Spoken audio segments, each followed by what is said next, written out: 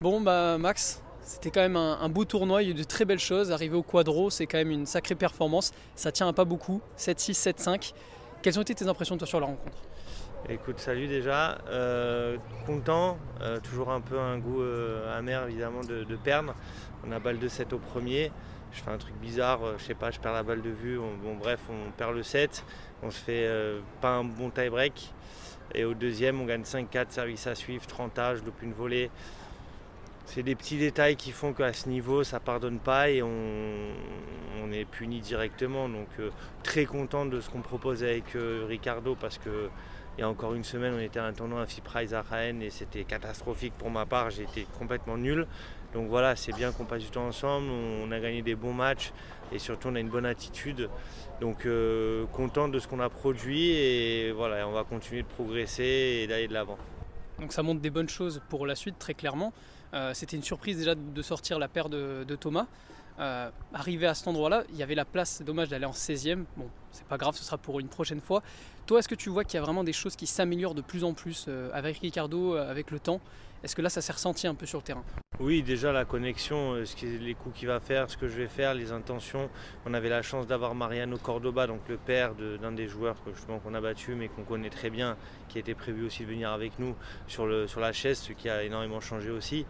Les axes de progression, on a déjà progressé dans l'attitude, tactiquement.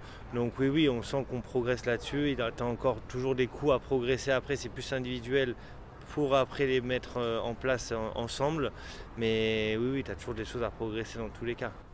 Là, je trouve finalement que vous avez un peu une complémentarité, c'est-à-dire que vous êtes deux joueurs de bonne main, vous savez accélérer le jeu. Alors après, ça tient à 2-3 points ou vous craquez un petit peu dans les derniers instants. Il y a quand même des belles choses. Est-ce qu'il y a un tournoi là, à l'avenir prochainement où vous visez quelque chose d'intéressant? Tous les tournois, on vise quelque chose d'intéressant. De toute façon, tous les tournois, on y va. C'est dur de dire ici, pour nous, c'est pas possible de dire on vient pour gagner le tournoi, mais on vient pour gagner match après match. On voit ce qui se passe. On a joué deux très très bons joueurs aussi. On se bagarre, on progresse. Et voilà, après moi j'essaie de mettre des choses en place aussi avec mon préparateur mental Jean-Michel Pécry qui m'aide énormément. Donc on met des choses en place. Chaque tournoi qu'on va faire, on va tenter de gagner le plus de matchs possible. On gagne le tournoi, génial, on perd, et ben on repart au travail. C'est comme ça toute l'année de toute façon. On perdra toujours plus de matchs.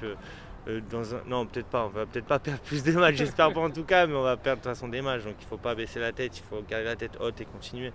Et quand on est un joueur de paddle et qu'on va dans ce genre de complexe qui est quand même splendide, qu'est-ce que ça fait concrètement? Bah encore plus quand tu viens avec tes potes, parce que là bon Kriki c'est mon ami. J'étais avec Jérôme Mizario qui a fait un super tournoi aussi, qui perd 7-5 au troisième contre la tête de série numéro 2. Donc c'était quand même une très belle perf, il aurait pu gagner, j'espère que ce sera la prochaine. Donc quand je viens avec mes copains c'est génial, on s'éclate.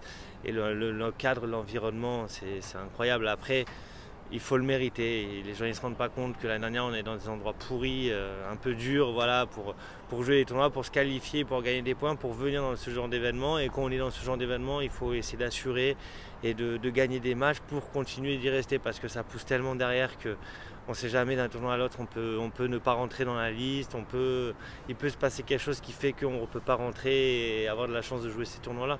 Et puis très clairement, on se rend pas compte, les gens se rendent pas compte de tout le travail qu'il y a derrière.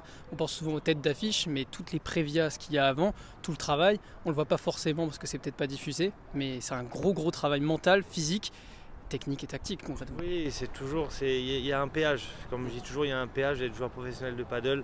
C'est génial, on va dans des endroits géniaux, on rencontre du monde, voilà, on joue au paddle. On ne voit pas notre famille, on passe notre temps dans les aéroports, dans les hôtels. Donc oui, là, c'est des hôtels de mutants, c'est trop bien. Mais parfois, on fait des hôtels sordides aussi. Donc je veux dire, c'est génial ce qu'on fait. Et comme tu dis, il y a de gros avantages, mais aussi il y a des inconvénients. Et comme tu dis, mentalement, c'est pour ça que moi, mon entraîneur mental, Jean-Michel Pécry, il m'aide énormément et il nous aide de 3-4 joueurs. Parce que sinon tu tiens pas, tu exploses en vol et voilà. Mais au final, tu vois, par exemple, tu viens là, tu perds au premier tour, tu as envie de te mettre une balle, quoi, tu vois ce que je veux dire. Donc ça fait partie du jeu aussi. Peut-être tu as perdu au premier tour là, mais peut-être que tu feras un autre tableau dans le prochain, tu vois. Donc il y a des sacrifices à faire sans avoir la garantie que tu vas y arriver. Et c'est ça qui est le plus dur.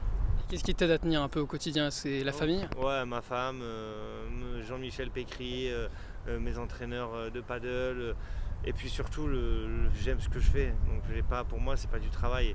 On a quand même de la chance, je le dis toujours. On se lève le matin, on va faire du physique, on va jouer au paddle et rebelote l'après-midi. On a quand même une certaine chance. Il faut en profiter au maximum et être heureux dans ce que tu fais. Le jour où tu es plus heureux dans ce que tu fais, arrête et fais autre chose, quoi. Ce qui est dommage, c'est que le Moyen de Marseille, je vais revenir sur un truc, aurait pu te porter chance aujourd'hui, en espérant qu'il portera chance peut-être demain. Hein, on verra pour la Coupe de France, mais c'est dommage. Ouais, après, franchement, je suis très content de ce qu'ils font.